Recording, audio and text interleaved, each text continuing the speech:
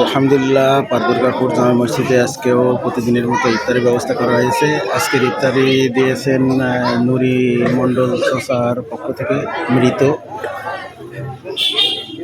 এই যে ইফতারির সমস্ত প্রস্তুত, এখনো লোকজন পুরা সম্পূর্ণ আসে না, এখনো টাইম আছে।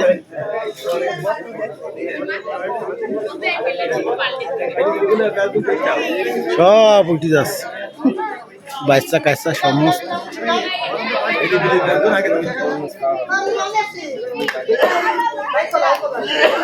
মিয়া ভাইকে তুলে নিল।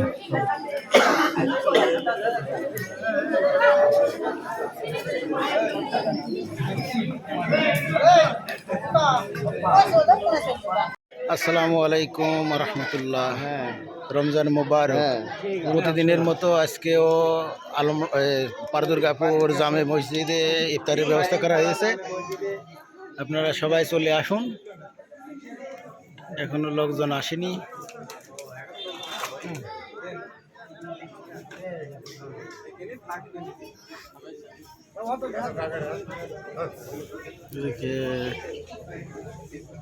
মাশাআল্লাহ মাশাআল্লাহ মাশাআল্লাহ।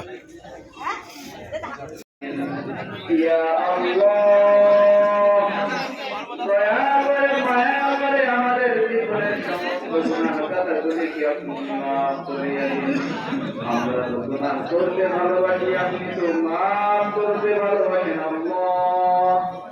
আমাদের গুনাহের দিকে না তাকাইয়া আপনার রহমতের দিকে তাকাইয়া আমাদের জীবনের সমস্ত গুনাহগুলো কি আপনি মাফ করে দিন। ইয়া রাব্বাল আলামিন, বিশেষ করে আল্লাহ মরহুম নবী আমাদের পরিবারের কবুল করে নিন।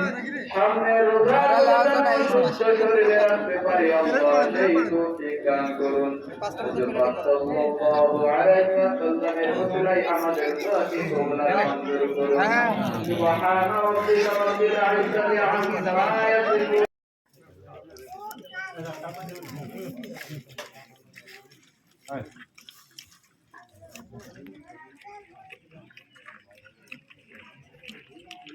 এই পরিবারে সন্তান হয় না, এই পরিবারে আপনি সন্তান দান করুন ইয়া রাব্বাল আলামিন।